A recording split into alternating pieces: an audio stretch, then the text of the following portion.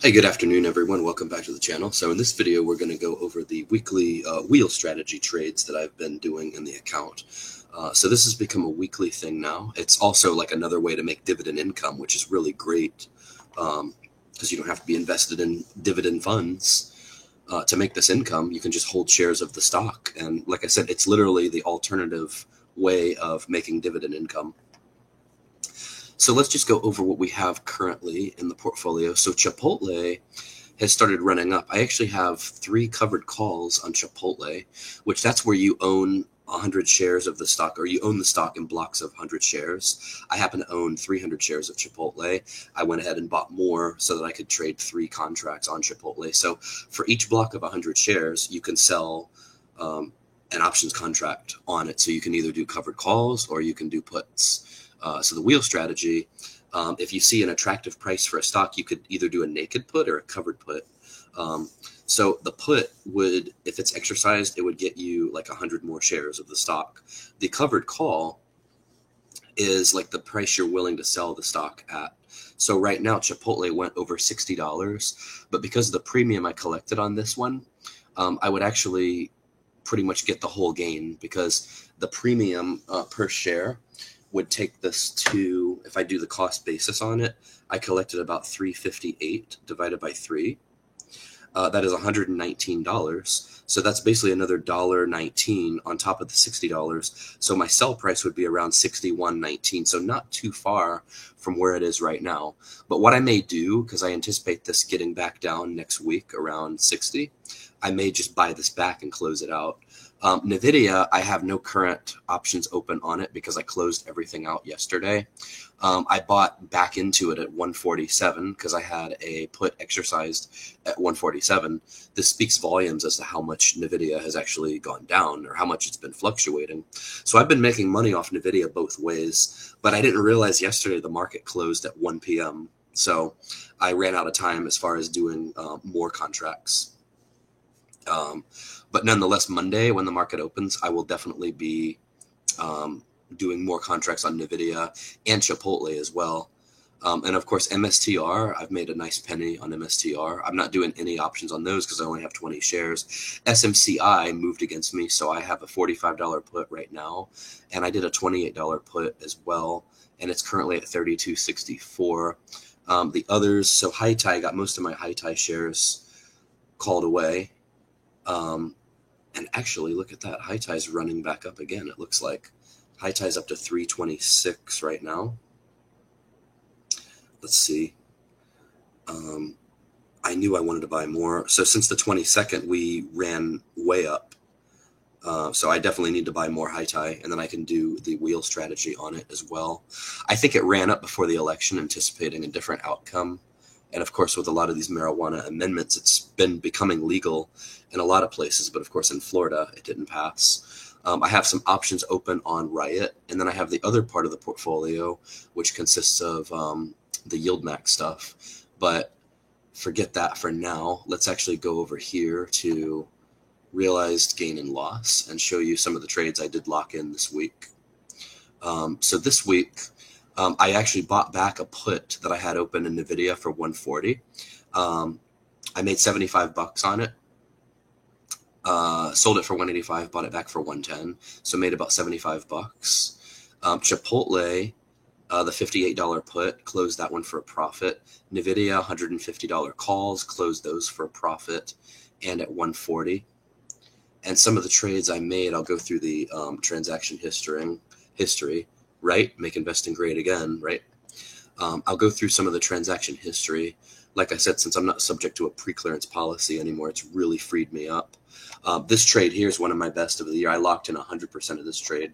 But like I went over with all of you folks last week, when you're only selling options, it doesn't allow you the ability to do this. See this one, I made a 751% gain on Apple. That's because I bought it and then I sold it back to close. This trading, see how active I've gotten? I'm only selling options. I'm not really buying any. Buying calls, you can actually make a fortune doing. Let's go over the Roth IRAs, realized gains and losses. Not as many there because I don't have the margin there, so I'm not doing as many. I did do a Chipotle one. I bought it back so that I wasn't forced to See, I had the $60 call, so I wasn't forced to lose my shares. And then, of course, Riley, this was a week ago. I made all of this one. I kept all of this premium. TQQQ, should have done more of those yesterday because the NASDAQ went up. But, you know, I'm not perfect. 273 was my sale price for High Tide. Let me do the transaction history here to go over some of the trades this week, because these aren't going to show up in the gains and losses yet. So I had some dividends for QDTE. There's my buy to close. Had my Roundhill. Got my FEPI dividend. I actually bought 18 more shares of Coney this week to make it an even 400 because I only had like 382. And then there's my other moves. So sell to open. I had to buy to close. I didn't get all of that one because Chipotle is over $60. So I chose not to lose the shares. And then in this account, so I did 2 trades, which actually were mentioned in my Discord. So this is the real beauty of having a Discord community, because these 2 trades were mentioned by other folks in the Discord.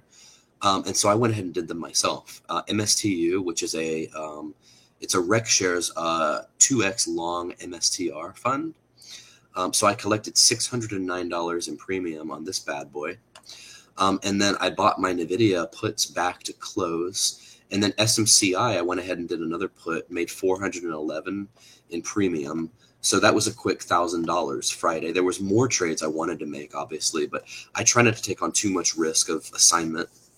I had a trade for yen, $25. This one, I believe, expired out of the money. So, in fact, let me go check that really quick here. Otherwise, the others, like I said, I did really well as far as making a gain in these.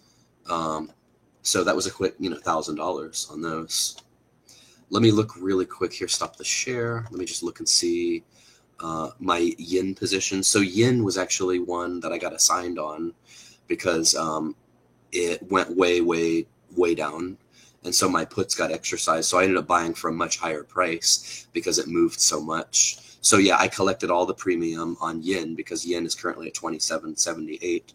One thing I would like explained to me, if any of you all know, because I know I have a lot of smart people in my audience. Of course, if you guys weren't smart, you wouldn't be following me, as I like to believe. But what I want to share over here is,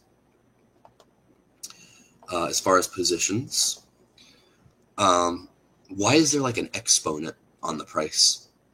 Any of you all that have Schwab, let me know why there's like an exponent up here to the top right. I genuinely want to know. Okay, and then as far as, yeah, this portion of the portfolio, this is like my growth portion of the portfolio, and it's up. You can see I'm up like 10% in it, which is really awesome. So those are my options wins for the week. I'm going to continue to do more. In fact, when the market opens Monday, let's just go through an example trade. I will probably do another one. Oh, and by the way, NVDL. Okay, so this is one of the best ones that I've been doing. I've been selling puts, which came dangerously close to, they were actually in the money for a couple of days this week. I sell to open 10 contracts of NVDL at like a $70 strike price, and I go like a month out, and I'm collecting close to $5,000 in premium. Actually, right now it's a little higher than what I collected. I collected closer to 4,800, but if you go at the mid, it will fill you at almost 6,000 in premium. And you see, if you were to go way out on this, it's 32,000. If you were to go out like a year, 24,000. If you were to go to December of next year, which is exactly a year, that's not much difference for a month there. Look at that, 24,000. You see, you can collect a lot of money in premium on these bad boys. But what I'm going to do next week, since I've already done the NVDL one, I'm doing it like once a month. And worst case scenario, if it gets exercised on me, I will just own that much of it because I think it's a great fund. I'm really bullish long term on NVIDIA.